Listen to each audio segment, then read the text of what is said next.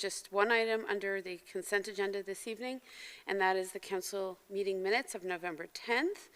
As you're aware, items under the consent agenda are considered routine and no longer require further discussion and are enacted in one motion. The exception, of course, is that any one member can ask that an item be pulled. In this case, we've just got one set of minutes, so I will look for a mover and a seconder to pass items on the consent agenda. Thank you, Councillor Barkley and Deputy Mayor, and I'll call the question on that. All in favor, please.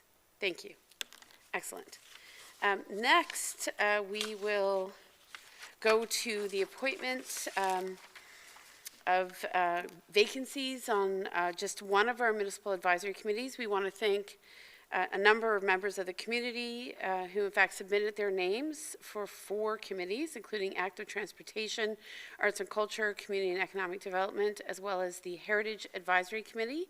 At this time, while we were in close, we only had the opportunity to review 2 submissions for 2 vacancies on the Heritage Advisory Committee. In closed, council made the decision to appoint them both, or to recommend them both. So to this end, both Mr. Kevin Dion and Mr. David Shanahan have in fact been either named or recommended, or do we need a motion in open to accept those nominees? Yes, Your Worship. The motion would be that council appoint David Shanahan and Kevin Dion to the Heritage Advisory Committee to fill vacancies that have arisen on the committee. Excellent. So I'll look to this side of the house for mover and seconder. Councillor Sullivan, I need a seconder, please. Okay, Councillor Barkley, thank you. And that's as stated by Ms. Babcock-Cormier to appoint 2 individuals for 2 vacancies on the Heritage Advisory Committee. I'll call the question. All in favor, please. Good. Thank you. That is done, and I believe, Councillor Barkley, we have a Heritage Advisory Committee meeting on Thursday. So we look forward to welcoming those members. Okay.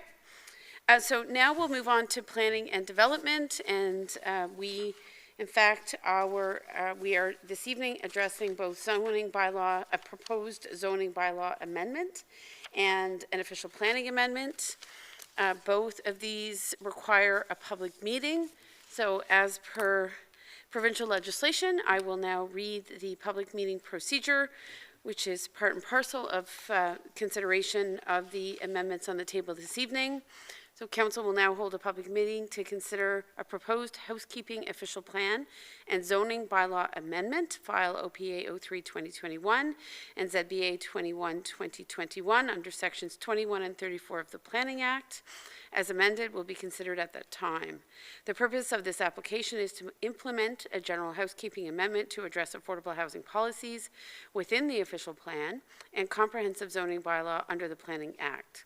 The zoning amendment will update the municipality's existing provisions for secondary dwelling units. The proposed official plan amendment and zoning bylaw amendment will implement the recommendations from the municipality's affordable housing strategy and recommendations from the Mayor's Task Force on Affordable Housing. I must advise you that this meeting is your opportunity to voice any objections or concerns you may have with respect to the proposed zoning bylaw amendment and official plan amendment. If an appellant does not provide oral submissions at this public meeting or written submissions before council adopts the proposed amendment, the local planning appeal tribunal may refuse to consider their objections. Any persons who wish further notice of the council's decision concerning this matter should give their name, address, postal code to the Director of Planning, Amy Martin. Are there people here for this public meeting? We see a singular person. Thank you. Thank our only member of the public this evening. We thank you, Mr. Cannon, for being here. I will now pass the meeting over to the Director of Planning, Amy Martin.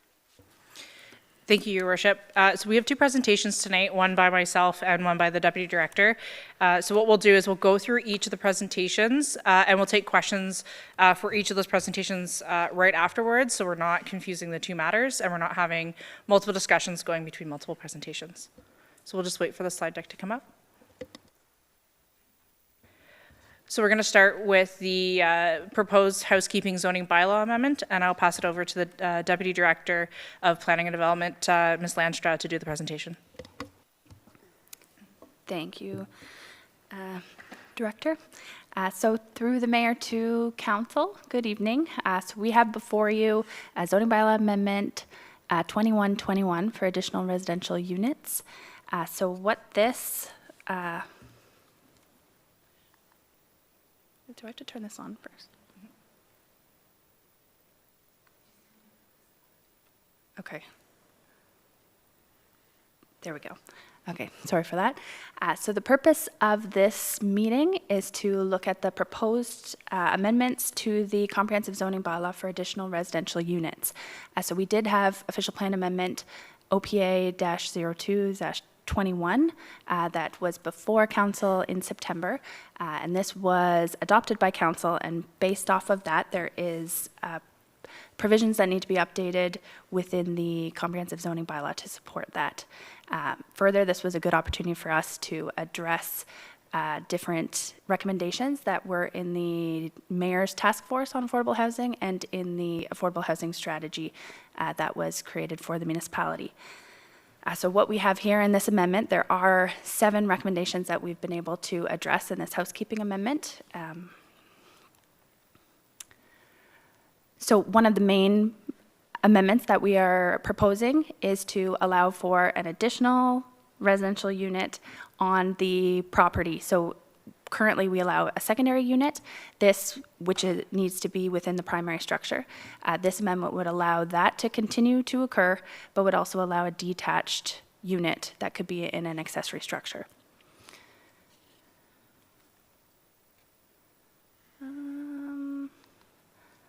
So I'll go through the amendments that are proposed. Essentially, the first amendment we're looking at is updating the language. So we're moving away from the secondary dwelling unit language and aligning with what the province has recommended for additional residential units. And this is to get away from any confusion because there's now 2 secondary units that are permitted on one property. So they'll now be referred to as additional residential units to match the official plan amendment. With that, we now have the 2 units that are permitted, and we've updated the language to allow it to occur in different typologies of units. So it can be in a single detached dwelling as well as townhouses. And it also addresses the parking standard that the province has put out for this type of unit. So it requires just 1 parking space per additional residential unit, and it's permitted to be in the form of tandem parking. The bylaw does propose a definition for that as well, which just allows for a stacking of a parking spot. So you don't need to be able to get out of your lane separately. You can park one in front of each other. We've also looked at addressing lot coverage for additional residential units. So this would be caught in the lot coverage for accessory structures. And because of that, we've adjusted away from the size provision that we have for accessory structures, and we've gone to a lot coverage percentage. And this will allow and support additional residential units now being permitted in those detached structures. We've also removed the minimum dwelling unit from our zones so that we can support those types of units. And we have also taken out the secondary dwelling unit provisions and replaced them with specific additional residential units. And this includes specific policies that are focused on the detached accessory structures as well. So we have had comments from the public, and we have had stakeholder comments that have come in. A good portion of those have been addressed in the original draft of the bylaw that came before you prior to today. We do also have updates based off of servicing provisions that we have addressed and have come in an amendment that I believe is before you now. And this includes servicing. It includes provisions that will support the municipality in ensuring adequate servicing on lots with private services. So we added in for the additional residential units that are in detached structures, there is a minimum lot size that is required. That would be 1 acre, so 0.4 hectares.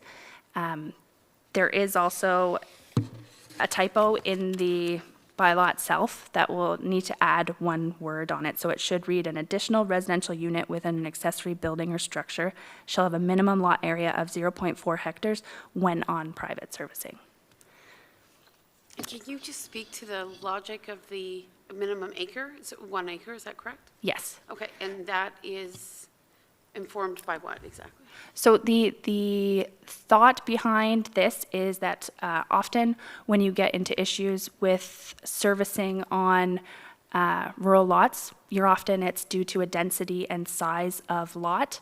So if you're putting too much density on one piece of property, you run into issues with both your septic in terms of having enough land to have it function properly, as well as having enough lot area to support the wells that are there. So the idea being, by putting this size criteria there, we continue to allow most of the applications that we're seeing. They typically are on larger lots anyways, so they are permitted to occur as of right. But anything that's smaller potentially can still occur, but there would be required a review to demonstrate that servicing can be supported by a smaller lot size. And it's informed by other jurisdictional a review of different municipal bylaws. There are other municipalities that use a size criteria to help screen for that. And it's supported by the Ministry of Environment guidelines on sizing that is appropriate for private servicing. Okay, thank you. There is also an amendment that we're proposing in the rural residential zone. A comment we received from the Conservation Authority was related to rural subdivisions in our rural lands that are privately serviced. And the idea behind that is that the majority of those lots are programmed specifically for the number of lots that are there currently. And they have already hydrogeological studies that support the number and terrain analysis that support what is there to ensure that what exists will continue to exist and perform adequately. So what we're proposing is that any residential units that occur in that location, if they're proposed, they don't have an as of right permission, but they could come to the municipality and apply, and at that point in time would be when a trigger would be in place to review for servicing, to update those reports and make sure that we're not impacting any existing development. I think that would be appreciated for obvious reasons. I know certain developers have gone out of their way, right, in rural areas to build in those additional residential units. So we certainly wouldn't want to disrupt that if, in fact, right, all the evidence is there that it's a positive benefit.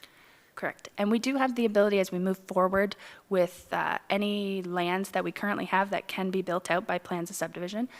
Now that we know that this is a form of development that we like to see because it does support affordable housing and it is something that's becoming more current and more occurring more often, that we can look at that in our initial review of servicing reports. So we can look at how that can be built in to allow people as they move forward to adjust and build in those units. Good, thanks. So for the additional residential units from a zoning perspective, I think that covers most of the, oh, sorry, there is one update additional. We did remove the single detached dwelling use from the highest residential density that we have. So in our rural or residential fourth density zone, where we're wanting to promote those additional densities and smaller units, we've taken out the ability to do single detached dwellings in this location.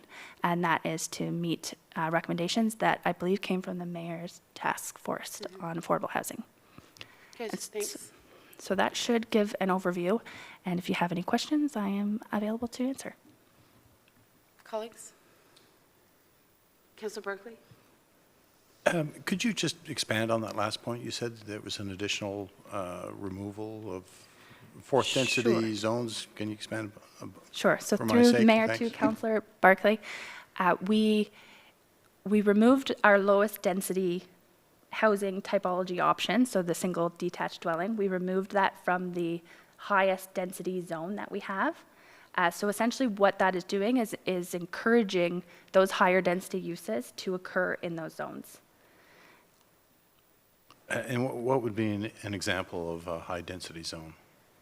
So we have the residential fourth density. So what that allows, you'd see triplexes, you'd see, I believe apartment dwellings can be in that area. So it's saving those lands that we have zoned for those uses so that we can get those higher density developments that potentially create those affordable housing options instead of just getting additional single detached dwellings, which are, there's many zones that permit that type of use and not as many that focus on that apartment dwelling. So we're trying to balance that a bit and encourage that form of development.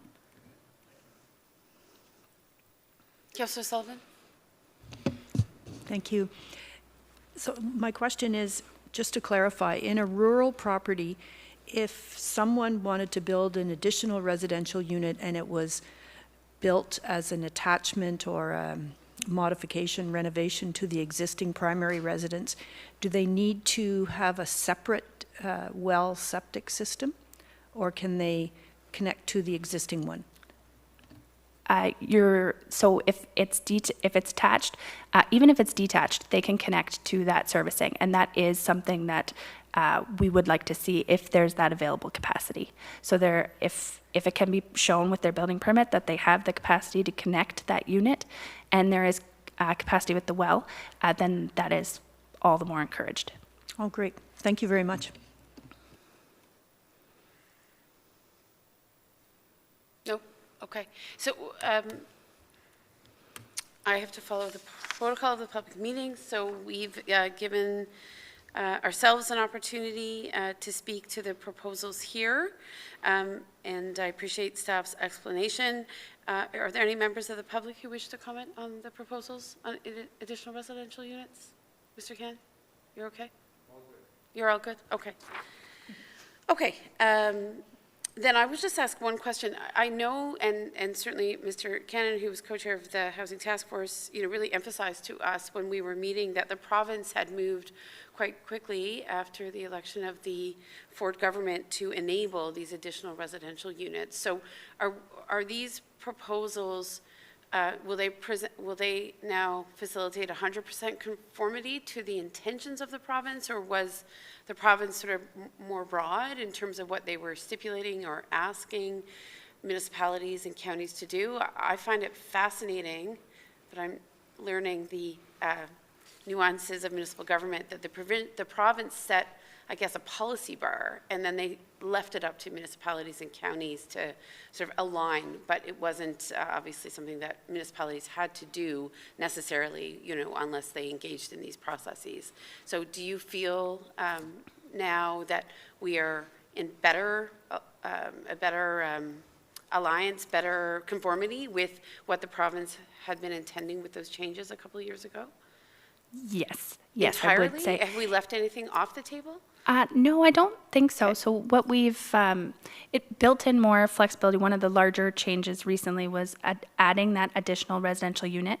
And that's something that's taken many municipalities time to get on board with. So we're actually one of the first in our area, as well as just across the eastern jurisdiction, that have built them into our official plan and into our zoning bylaw. So the province did do that. They created that higher framework, and then they allowed us to build it to what works for the municipality of North Grenville. And I think we found a good fit for that. And I think it's accomplishing what the task force for affordable housing is looking for, as well as the affordable housing strategy. And it's just providing that flexibility and that ability to create these units and get that form of housing in this municipality. Okay, thank you. And I understand, in my capacity as chair of the United Counties of Leeds and Grenville Housing Task Force, that they are also addressing the prospect of additional rental units at a planning meeting next week. And I think I'm vice chair of the planning committee, so I have a fairly good sense of what's happening there. But do you have any comment? Have you actually seen the proposals coming from the United Counties yet in terms of their accommodation of additional residential units, and will these things align now, which I think was important? Yes, so I know that North Grenville has really been a leader in that process, so that is something that's been great. We've been the progressive push to bring that to the forefront, and believe, Amy, have you seen what they've? Yes, Your Worship. Municipal staff have reviewed the technical draft that was circulated by the counties in regards to the additional residential unit policy, and it mimics the language within the Planning Act. So we're fairly confident, we are confident, I should say, that the provisions that the counties are providing into the OP through this amendment, through their amendment, will satisfy what we need them to do in alignment with the requirements of the Planning Act. Okay, excellent. That's great news, because I think we needed both parties to be on board here. And of course, I do want to thank both of you for your substantial engagement on this file, because I do believe that North Granville is definitely paving the way, if you will, certainly for parts of Eastern Ontario where we hadn't necessarily gotten our heads around affordability or accessibility when it comes to housing. And of course, the pandemic really changed all of that, or intensified the urgency to do that. So I'm very proud of the work we're doing at the municipality. And it really was, I think, a catalyst and an inspiration to establish the United Counties of Leeds and Grenville Housing Task Force, because they could see what we were doing here. And in fact, as you may know, there was a couple of other member municipalities of the United Counties who themselves established housing task forces after we established ours. So it's nice that we can sort of be part of that contagion effect in terms of everyone kind of working more or less in the same direction. Okay, with no questions or comments from members of our community, I'll go to colleagues one more time. I think we're feeling generally satisfied with the presentation. No further questions? Seeing none, I will then move to close the public meeting. I should say, please be advised that any member of the public who should wish to provide written comment regarding the proposed zoning bylaw amendment. Oh, I apologize. Oh, we're doing Your both Worship, at we're once. actually doing both. Yes, Yep. I apologize. So we're not closing the meeting. Do we move to adopt the proposals before us, Ms. Babcock-Cormier, on the zoning bylaw? Or are we doing that as part of an omnibus There are motion? two separate motions, Your Worship. You can do the motion with respect to this particular matter now, and the second motion after the second presentation would be perfect. my suggestion. Okay, so the public meeting remains open, but we can consider the motion before us on the comprehensive zoning bylaw, correct? Okay, so colleagues, I'll look for a mover and a seconder to formalize. Thank you, Councillor Barkley and Deputy Mayor.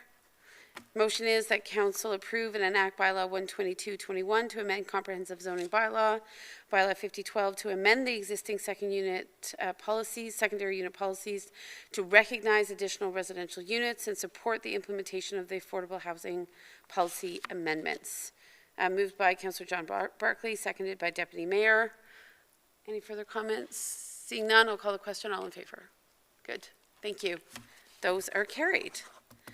So we remain in the public meeting, and then I'm inviting Ms. Martin. You're going to give the presentation on the official planning amendment?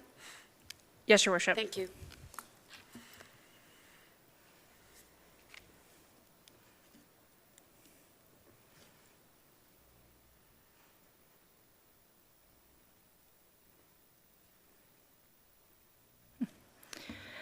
Good evening, Your Worship and members of council. So tonight we will be considering official plan amendment number 7 to our official plan, which will bring in housekeeping amendments to address affordable housing.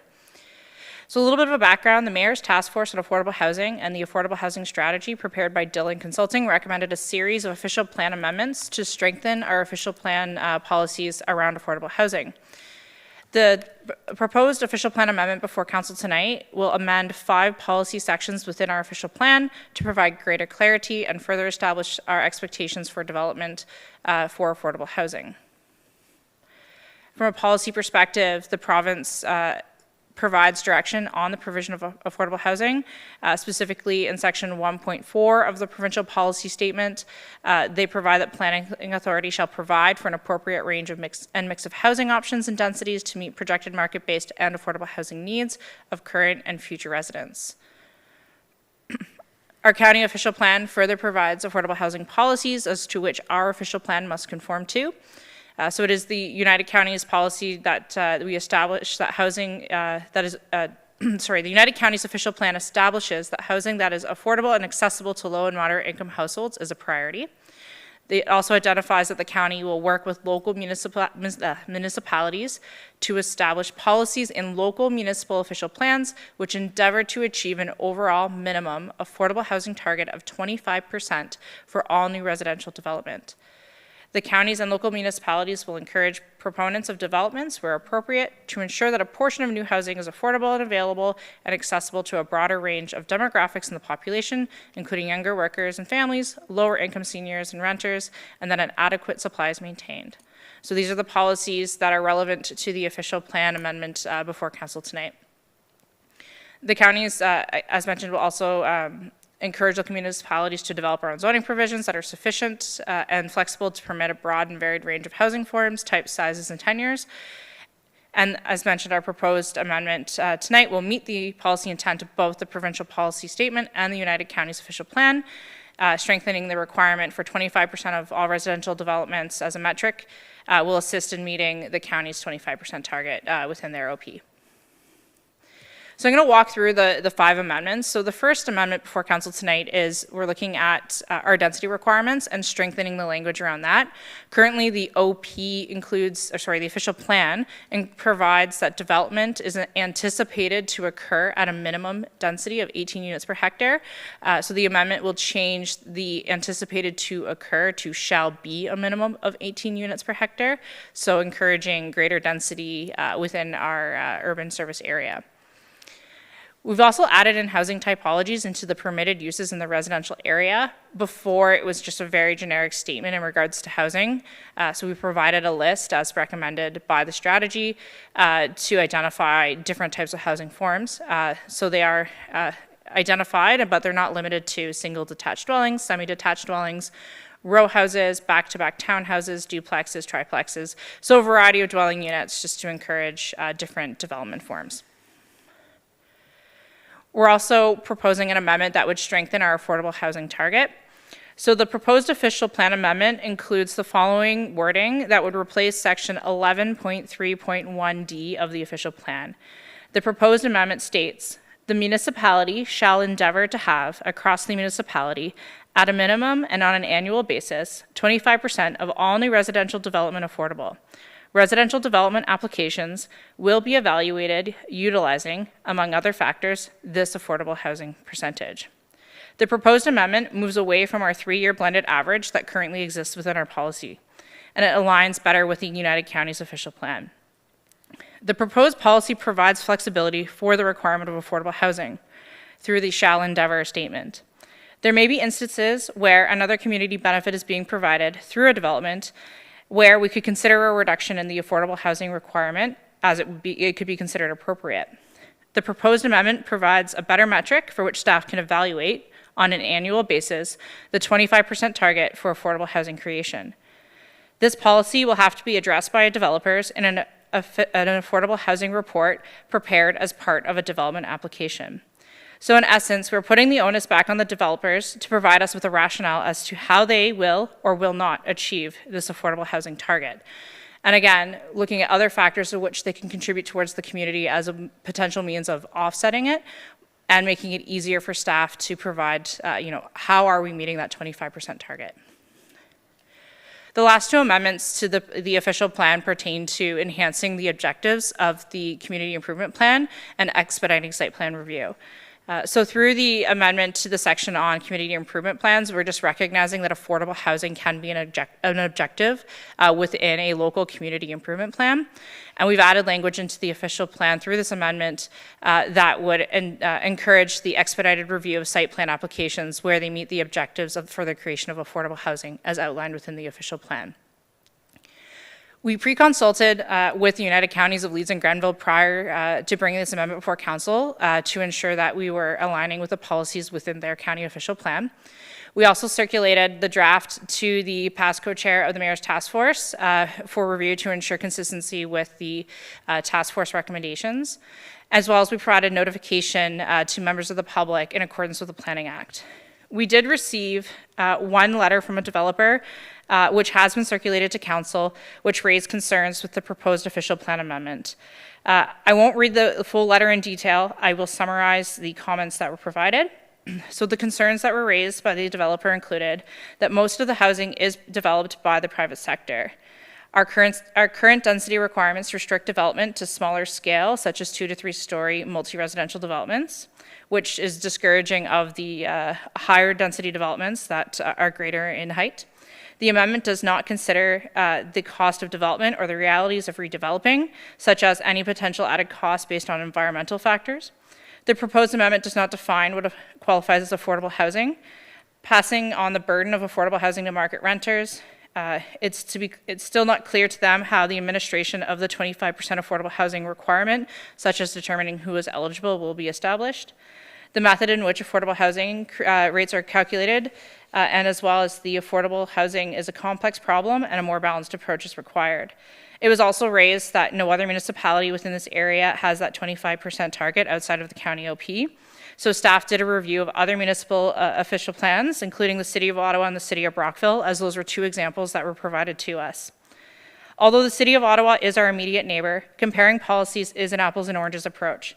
The City of Ottawa has much greater planning tools at their availability based on the size and scale of their developments, such as inclusionary zoning, to require affordable housing. The City of Ottawa is currently going through an official plan update, and they've set their target range for 10 to 15% of new residential development to be made affordable.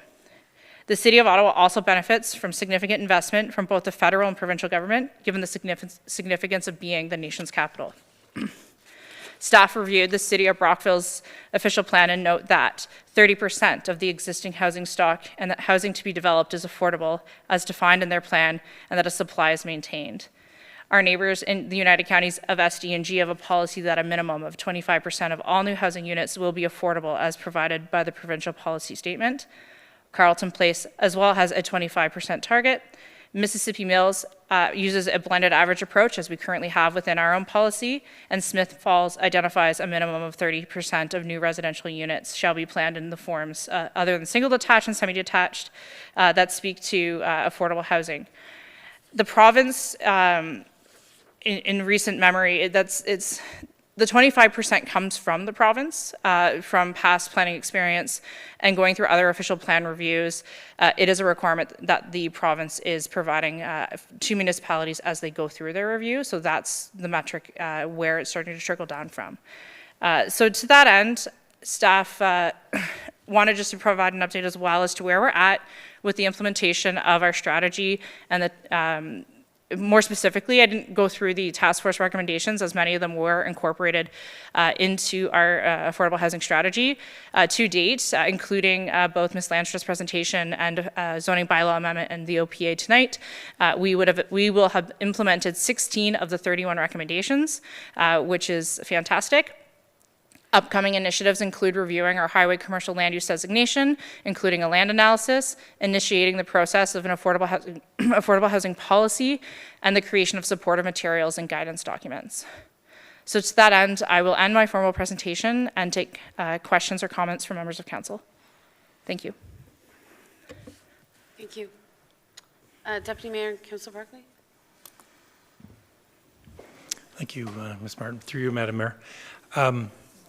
On that letter, there were several points that the developer brought up, of course, and you covered the last point, which was the 25% and surrounding municipality. Can you go through some of those other points and give us your comments on our response to those questions or thoughts? Would that be in a summary form, of course? Certainly, through your worship, to the Deputy Mayor. There were in total through the letter, sorry, just flipping here, 17 points as to which the developer raised, and I did my best to summarize as some of them fell within certain categories. The comment regarding our density requirements is something that we will be undertaking a review of in the new year to determine whether those requirements, so it's 18 units per hectare is our minimum, and then 45 units per hectare with up to 60 with density bonusing. So we're going to look at those provisions to see where it would be appropriate to increase densities, and it could be on or more of a section by section review of the municipality as to where we can support increased densities. Some of the opinions provided are purely opinions, so I'm not certain if I can speak to just those opinions in full, but the proposed amendment does not define what qualifies as affordable housing. Our official plan does define how we define affordable housing, and it's aligned with the provincial policy statement. The administration of the 25% of affordable housing requirements was a question that was raised as to how that would happen. It's not a new program in the sense that there's many housing service providers who have agreements with landlords and the private sector for the provision of rent geared to income units, and there are certain criteria that they establish through agreements. So there are models out there which the municipality could adopt to help administer the affordable housing units, which would be secured through our development agreements, whether it's a plan of subdivision or a site plan. And then the method in which affordable housing rates are calculated. Again, the municipality has used the approach of the provincial policy statement's definition of affordable and how you calculate those affordable housing rates, and have aligned the definition of affordable with that of the counties and how they define affordable through their housing service branch. I don't disagree with the fact that most of our housing is developed by the private sector. We do have some public sector developments, whether it's through the form of nonprofits like Habitat for Humanity, the counties, or other agencies that support housing, but it is largely developer driven. So that's why, in bringing forth the amendment and just our pre-consultations with the development community, identifying the need for an affordable housing report and actually having them identify how they're going to meet the policies of our official plan. This isn't something that had been overly done until within the last, I would say, year and a half since I've come aboard in this position, both in the acting capacity and as full-time director. And I do agree that affordable housing is a complex problem and that there are many more ways in which we can help and address it. And that's where the affordable housing policy will be a key tool in addressing the complexities of the matter and further defining, how can we support affordable housing within the municipality? What other goals and targets do we want to try and achieve? So I don't know if there was any specific questions within the concerns that were raised, Deputy Mayor, that you wanted me to address. There's quite a lot to unpack, but at a high level, those were some of the themes that had emerged that we can, in general, speak to. Okay, Councillor Barclay? Through you, Madam Mayor, to Director Martin. I think we all appreciate how complex the issue is. I'm thinking a lot of it has to do with language, and I appreciate in certain areas that we strengthen the language where we say shall be rather than endeavor to achieve, and it points to a certain amount of rigor in that we want to apply in terms of achieving these goals. But I feel the pain of certain developers who are looking to invest in North Grenville and trying to parse sort of some of this language. One of the things that I've always been curious about is, we talk about low and medium income. What kind of stats are we relying on? Local census data about income, or do we rely on a county's average, or are we considered part of Ottawa and we're looking at incomes there?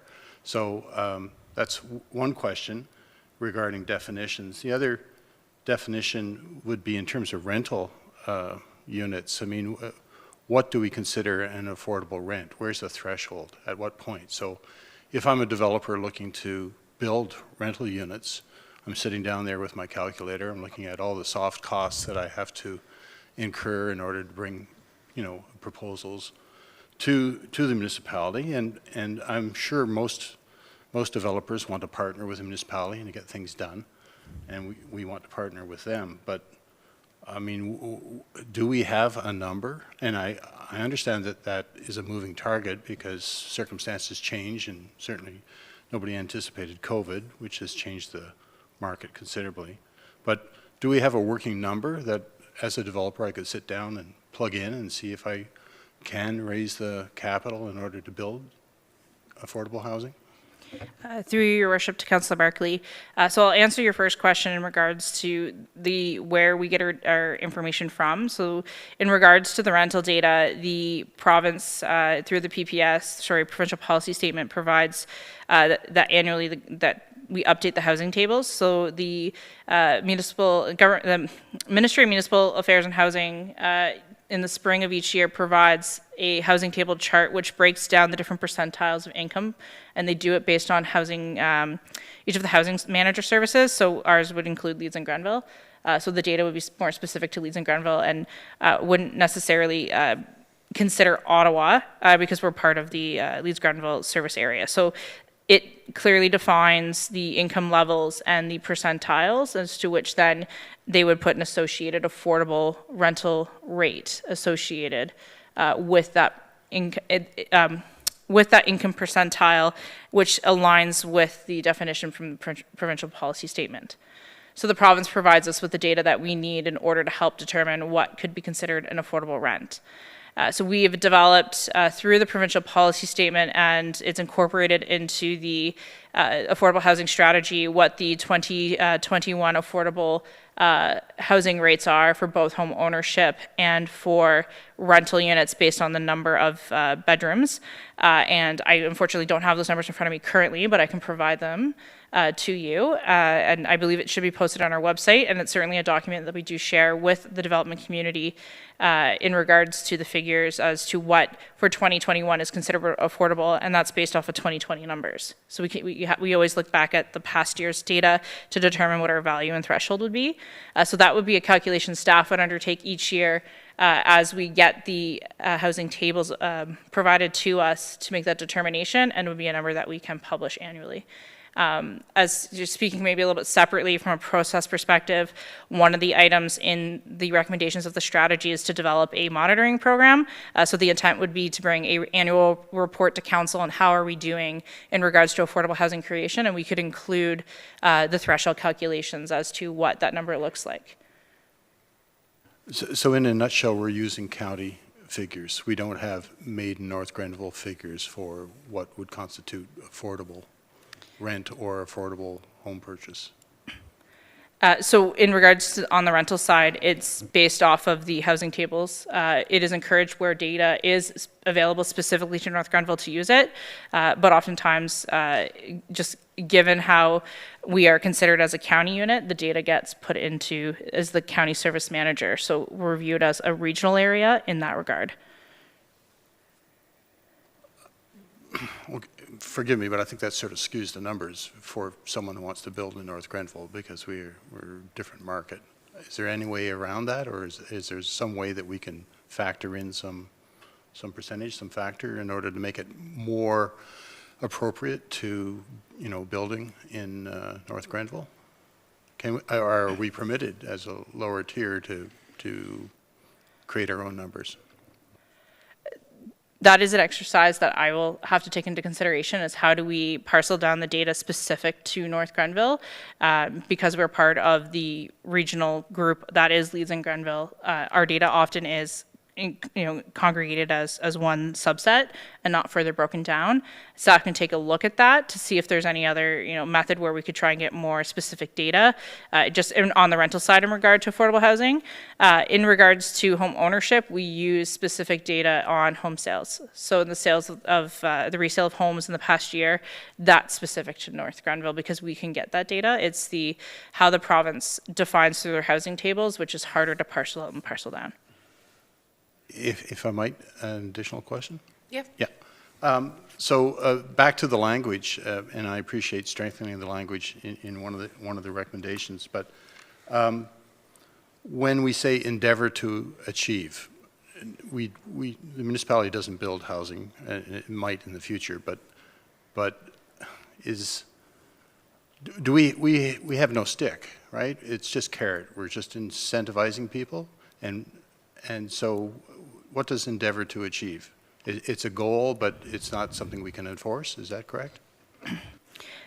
Through your worship to Councillor Barkley, The shall endeavor provides flexibility within the planning policy language itself, recognizing that there might be instances where you might have a community benefit that might outweigh the provision of affordable housing in certain manners, which may fall short of achieving that 25% goal.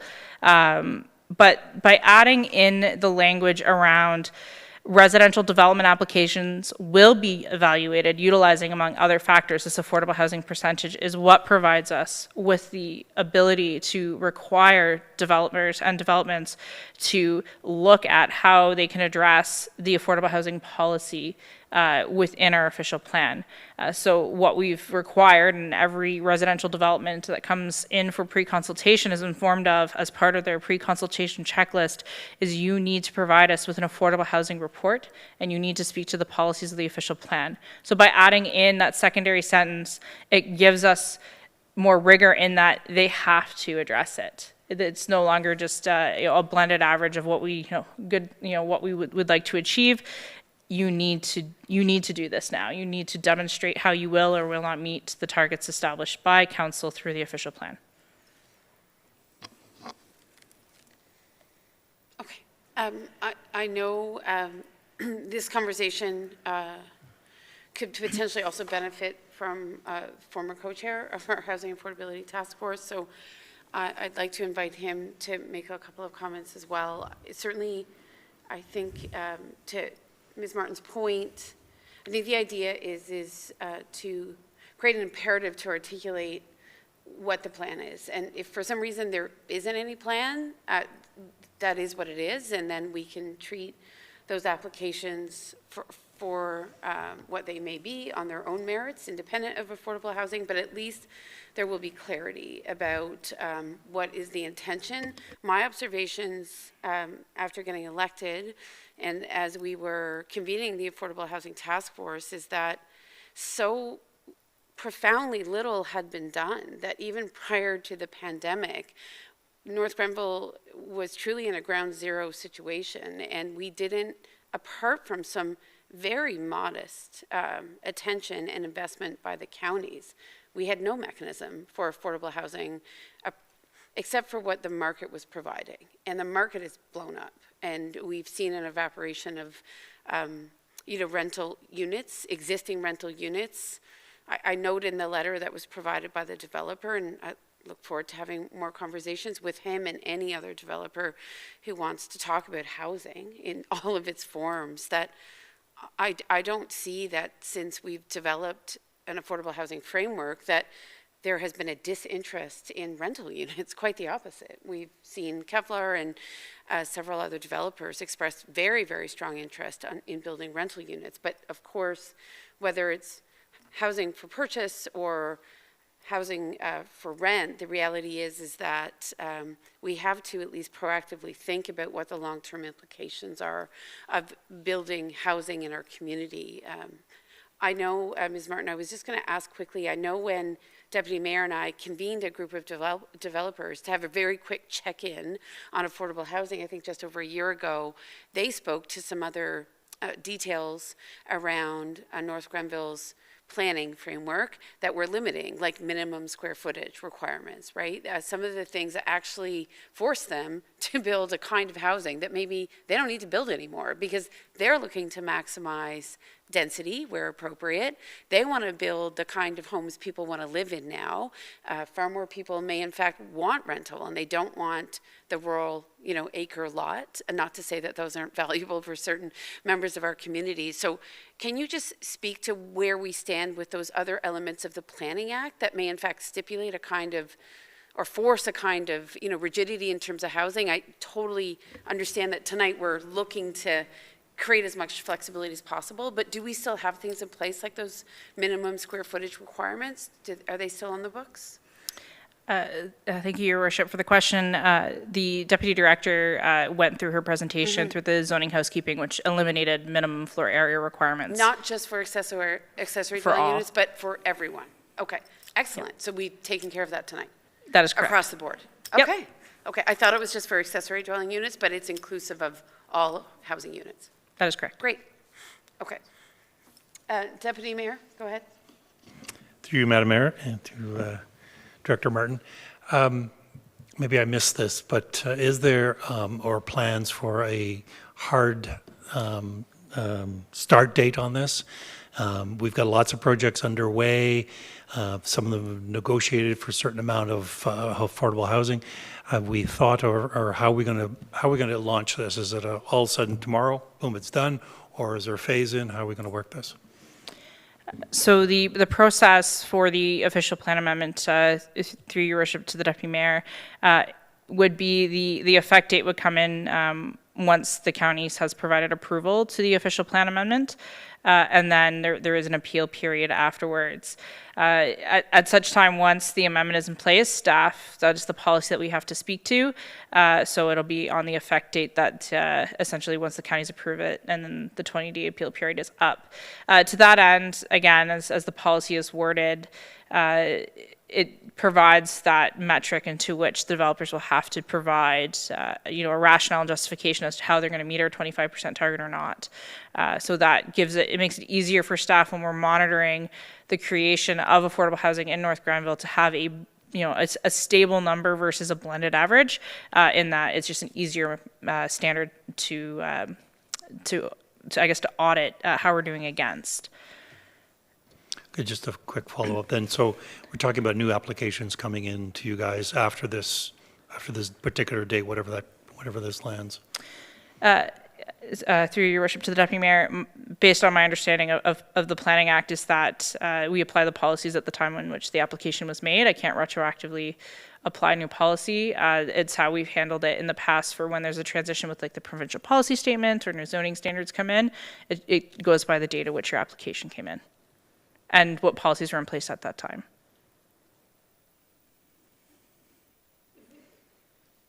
If there's no further comment, then I would move as per the public meeting to inviting any member of the public, of whom we only have one, to offer any comment, should he wish to. Sorry, Councillor Barclay? No, sorry, it's the screen issue again. So. Okay, I apologize. And then we'll go I'm happy to ask my question after Carl takes. Okay. Again, apologies. Maybe we can get a little red flag system and you can put it up on your screen. No, just like a big red hand of some sort. Thank you. Welcome, Mr. Cannon. I think I learned that by now. Thank you, Your Worship and Council, and my name is Carl Cannon. I'm 19 Cambridge Court, past co-chair of the Mayor's Affordable Housing Task Force. First, I just want to say thank you very much to staff and to council for taking the lead on moving a number of affordable housing items forward. Some of these are the lower level fruit, but they're all very important, and they'll certainly assist in many ways in achieving the objectives put forward by the task force and the affordable housing strategy that was developed through council as well. So that's really much appreciated, and I think it'll serve the municipality and its residents well. Just if I can touch upon a few comments. The official plan is approved currently now has an obligation to meet 25%. I mean, the reality is it hasn't been enforced by, I would say, previous councils and previous staff, but it was an obligation, and it has been in your document for a number of years, and it's there because the county official plan has a similar parameter, which then is obligated to be reflected in the lower tier plans, which is in your plan. And as noted by Amy, that the provincial policy direction is to have 25%. So it's all sort of tumbles down to your local plan. And then there's a capacity to apply it in the manner that is best for your municipality to achieve those objectives. And I think the approach taken flags it a little more for developers to understand that it is something that they are expected to speak to. But in their presentation to staff and ultimately to council, they can represent how they're meeting that objective, or if they're not meeting the objective, because not every development has the capacity to meet that objective, and it allows council to be flexible and say, okay, what can you provide? And if you're not providing that, is there something else you can provide to us that meets an objective of the community? And so that flexibility is in the wording that's there. And there was a reference to the previous development, Kevlar development. The council adopted, I think, a 17% affordable housing level on that. I don't think that is in any way wrong in that development brought rental accommodation, apartment rental accommodations to this municipality that is very much needed. So that's another community benefit that maybe you can say outweighs getting the other 0.8% of, 8% of the affordable housing. So the policy allows you to have that flexibility, but it does make the developer come forward and say, I can meet the 25 and this is how I'm going to do it, or I can't for these reasons and maybe I can accommodate in some other capacity. That's all the policy. That's the kind of the short answer of that policy. With respect to the what is deemed to be affordable, I think as Amy represented, there is a county calculation that is utilized for a lot of their developments and for funding programs, which is really more county specific and Eastern Ontario specific. But when the task force did the calculations for affordable housing ownership and affordable housing rental, we actually used actual sales for houses in this area. And we also used, on the rental side, we used more than just the county. We used a bit of the Eastern Ontario urban regional calculation, which brought in some of the Ottawa numbers, because that does have an influence on us. And the reason we did that, I think, is for exactly the reason the councillor identified as being the issue, is that North Grenville is not Brockville or Prescott, and the influences are different. And so when the task force did the calculations, and I applaud the members that led that, Mitch Bloom and Geraldine Taylor, who provided a lot of statistics on the local actual cost of rental and home sales. So we were able to tailor a number that was more North Grenville specific. And I think that's important. And the calculation formula that is in the task force report shows how to do it and what numbers to bring in to try to address those deficiencies. So I guess maybe just touching upon a few points that came up in the dialogue. So you've actually had this requirement for a long time. This is just fine-tuning it. And it's always been flexible before, and it's flexible again. But I think the benefit to the planning staff, and I think to the developers as well, is it just highlights you need to address this, and but it's not carved and it's not set in stone. So thank you again to the staff, and thank you for council for advancing these elements.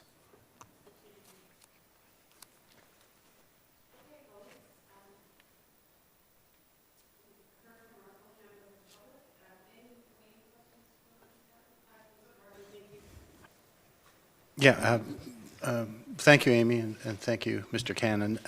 It's more of a comment. I like very much that the municipality is putting a marker down and signaling, our real want to see more affordable housing created. And I must say, I know firsthand the struggle that some people in this community have to stay here and contribute.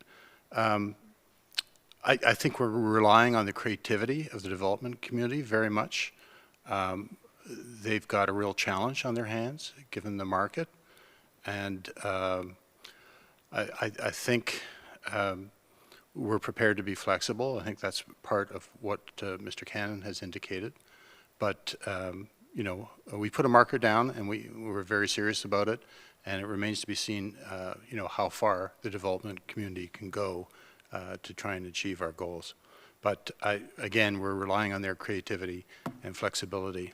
But numbers are numbers, and the market is the market. So good luck to us. That's all I can say. Well, I think we have a real challenge and we have a real opportunity. So because there are ways to be, I think, incredibly innovative, to your point. And I think if it's front and center in the considerations around a forthcoming development, I do think there are ways to at least build in some affordability. How much remains to be seen. We have a stated goal, and let's see how we all do collectively.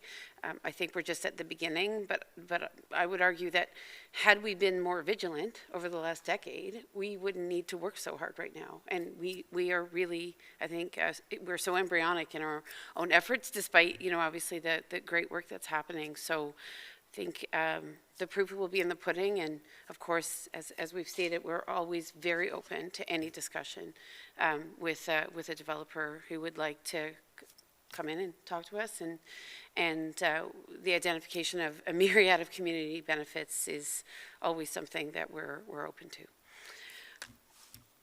Any final comments from colleagues, council colleagues? Anything else from you, Ms. Martin?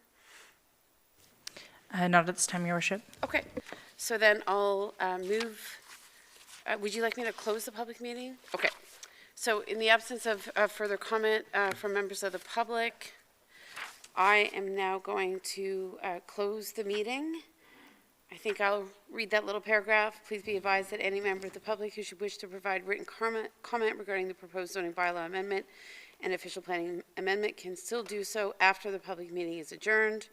Written comment can be received up until the zoning bylaw amendment and official planning amendment is considered by council. That will effectively be now.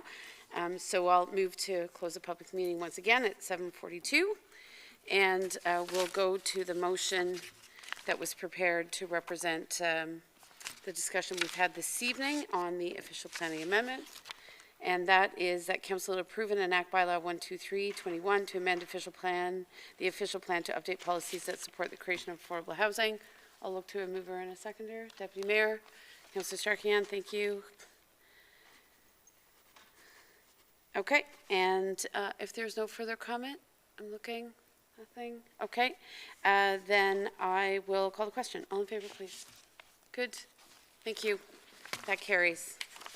So, the remaining items on the agenda this evening are not significant. I'm just moving on. We bid Mr. Dyke farewell. Take care, Mr. Dyke. Safe travels. What remains this evening is, what do we have here? There was correspondence in regards to an aggregate resources master plan, support for Edwardsburg Cardinal resolution. You don't see it on this version of the agenda. Oh, yes, here. It's 4.2. Okay. Yes, So there's a presentation, Your Worship. Indeed. We have received correspondence. We've ourselves talked as a council about the aggregate resources master plan. Some might recall that Edwardsburg Cardinal and Ms. Martin herself talked about the reduction of the overburden for bedrock resources from 8 meters to 5 meters. And we have the opportunity this evening, should we wish, to support the resolution coming from Edwardsburg Cardinal. Ms. Martin, I don't know if you have comments on this. You do. Great. Go ahead. Thank you, Your Worship. So as directed by council at the last planning council meeting, council wanted staff to put some information and consideration around the Edwardsburg Cardinal resolution, which in essence was asking the counties as part of their considerations to reduce the overburden for the bedrock resource constraint from 8 meters to 5 meters.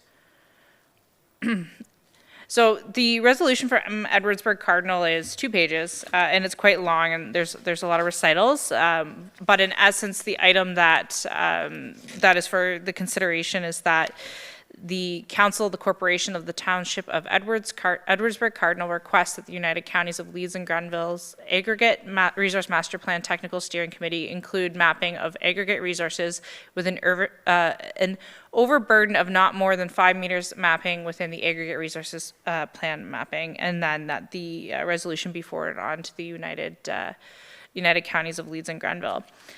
So staff reviewed the resolution, as well as information that was provided through the Aggregate Resources Master Plan, and made a few comments. So the mapping and where the 8-meter overburden comes from in regards to the bedrock resource actually comes from provincial mapping, and it's the Aggregate Resources Inventory Paper.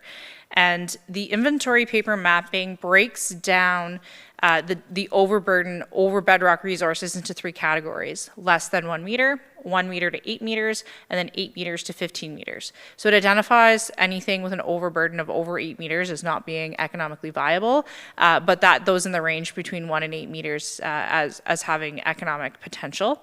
To that end, there is no mapping out there which would demonstrate that 5-meter overburden. And one of the concerns that through reviewing this process is in order to identify what that 5-meter overburden looks like, additional mapping and studies would have to be done by the United Counties, which could become very cost restrictive, just given the size of the county and the fact that there's desktop exercises, but you need to hire a firm that would have to go in ground truth to determine where the overburden is 5 meters or less. So the county's using that 8 meters is in line with mapping that's already been performed by experts at the provincial level. So I'm not really certain that it would be overly feasible just from the information that we have available to us through the province and the fact that we'd have to go out and do more mapping. That supporting the recommendation to go to 5 meters is overly, it's not overly wise. Ultimately, it's a recommendation to the steering committee and to the United Counties as they go through the official plan amendment to adopt the recommendations from the Aggregate Resources Master Plan. But what I wanted to provide was some additional information that the counties have given the municipalities, and I believe this was circulated through County Council, and speaks more to the exemptions, which I think more assists in understanding how the bedrock resources constraint layer is going to act. So the proposed official plan amendment would exempt certain uses from the bedrock resources policies. And as mentioned in our meeting a month ago when we discussed the resources master plan, it was mentioned that the bedrock layer would in fact just be a constraint layer. It's not a land use designation. So for permitted developments on or near aggregates, the below uses are exempt from an assessment being needed. So if you have a property located within a bedrock resource constraint area, these are the uses which would not have to take an additional assessment. And they are many, agricultural and agriculture-related uses, commercial, industrial, or recreational uses, uses within a settlement area, uses within a residential cluster of 4 or more lots at road intersections, or 3 or more in a linear fashion. That's a newer provision that the counties have provided direction to us on. Uses within provincially significant wetlands or within their natural boundary buffer areas, which is about 120 meters. Uses on an existing lot of record, provided there is official plan enabling policies, lot line adjustments for legal or technical reasons, and development that serves a greater long-term public interest. So as I mentioned, the bedrock resources layer is a constraint layer, not a land use designation. And the counties is working on providing additional screening tools to assist in screening our development applications. So for other areas of potential development or in proximity to aggregates, all areas or any of the below criteria met may be exempt from an assessment being needed. So this would pertain to the residential developments, which would trigger an assessment if they're located within a bedrock resource constraint area. So consideration would have to be taken in regards to transportation routes, parcels that are individually or collectively too small for mineral extraction. The aggregate extraction is constrained by existing and potential uses in the area. It's constrained by surface-sensitive surface water and groundwater features. It's constrained by natural heritage features. Aggregate extraction is constrained by cultural resources. Depth of overburden prohibits economical aggregate extraction, and quality of the mineral aggregate is unsuitable for extraction. So the counties is providing more direction now in regards to, here's the criteria that you're developing, that you would have to demonstrate in regard to the bedrock resource to provide the opinion that it is not it's not viable to extract it. So then that use, that residential proposal could move forward. So we would run into it more in the rural area when you're developing, you could have multiple severances, we don't allow for them anymore, but rural residential plans of subdivision, which the more rural municipalities do rely on. Our policies encourage our development in an urban area, which is protected by a 500-meter buffer for bedrock resources. So to that end, staff are, I mean, the recommendation put forth tonight is in the positive for council's consideration, but it's staff's opinion that reducing the overburden would be a very onerous exercise on the part of the county to actually create that mapping, and that the way that it's written and the additional provisions provided by the counties gives us those tools to further assist supporting the recommendations that they're bringing forward through their official plan amendment with the 8-meter overburden. Thank you. Thank you, that was very thorough. Can I just ask, I understand that it would be financially onerous for the municipality of North Grenville to kind of fully survey our lands for the presence of the overburden, as stipulated here, either 8 meters or 5 meters, but how is it that Edwardsburg Cardinal is so confident? Are they guesstimating what their kind of land? I can't, thank you, Your Worship. I can't really speak to the decisions that are made around No, I Edward's understand. Cardinal table or what information. I tried to find Okay. a staff report that spoke to the rationale behind the 8 meters versus the 5 meters, but and even listening through some of their council meetings online that are virtually posted, I had a really hard time determining where that 5-meter determination came from. I believe it was just more so the extent of the bedrock resource constraint is large within Leeds Grenville, particularly in both of our municipalities, and it was a way of trying to reduce the full extent. But, you know, it's my opinion that the counties have done a fantastic job in providing additional criteria, as I've gone through tonight, as to, one, what developments would be exempt, and two, what's the criteria in which you would have to evaluate a proposal should an assessment be needed. So it's more clearly laid out than a month ago when this was presented to council. So there's more confidence through that process. That being said, a high-growth rural urban municipality of North Grenville, right? I think we'd likely have an interest in ensuring to the greatest extent possible that residential and commercial developments, right, can occur and are not prevented from happening because of an overly ambitious aggregate policy, right? I understand that there's a provincial framework to which we must all comply, but I guess in summary, I support your recommendation that council support the resolution, if only to allow for North Grenville to express, you know, its concerns around that balance, right, between aggregate extraction. We have quite a bit of aggregate extraction in parts of North Grenville already, so the balance between existing aggregate extraction, which obviously is going to happen regardless at this stage, and, you know, future residential and commercial development. So I'm comfortable with the recommendation. I look to colleagues for any other comments. Anything? Okay. Oh, Councillor Barclay, thank you. I super appreciate that waving hand. You're like, you're like this. Yeah, I know, Yeah, it's I know. really, I can't even see your face. By, right by now. design, I I'm love sure. these screens. They are super helpful for these No, presentations. they're great. I've been So we using just them have all to kind night. of figure out the sight lines. Okay. It's all right. Okay. I have no I really I do have no this problem. anytime. Yeah, I have no problem doing that. Okay. Thank you, Amy, and thank you for that extra work in terms of Yeah. pointing out to us the exemptions. And it's just a suggestion that if you haven't already, to share this report with your equivalent in Edwardsburg Cardinal.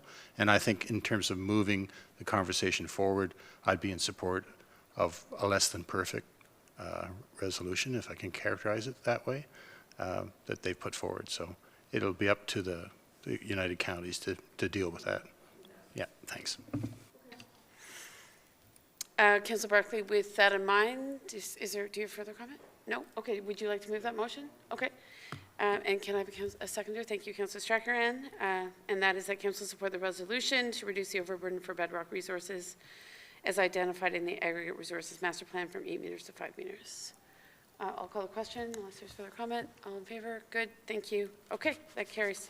And thank you, Ms. Martin. You did do quite a bit of work here, and appreciate the due diligence on this particular matter. I know Mayor Seo from Edwardsburg Cardinal will be probably delighted to learn of our solidarity. Okay, so we have nothing under Public Works, Parks and Rec, Emergency and Protective Services. We've dealt with correspondence under 4.2, so all that remains is notice of motions. Any notice of motions, colleagues, this evening? I see none. Great. Introduction and consideration of bylaws. We have addressed this. Period for questions from members of the community, media. I can confirm I've received no questions from members of the public or from the media. And of course, members of the media are welcome to actually be in attendance at these meetings, correct? They do. The members of the media typically live stream. So, Yes. yes, they are in attendance. They're just not there Indeed, I physically. appreciate that. I just wanted Yes. to make it clear that, of course, they are welcome to come in person, but I understand the convenience many of them enjoy to stream at home. So we're going to move to close of the meeting. Confirmation bylaw, bylaw 12421 to confirm proceedings with council, be adopted and passed. Councillor Sullivan, would you like to move that? Thank you. A seconder, please, over here. Councillor Barkley. I'll call the question. All in favor? Good, thank you. Councillor Strachian, motion to adjourn at 7:56. Seconded by Deputy Mayor. Deputy Mayor, thank you. I don't think you'll object to adjournment. All in favor of adjournment, please.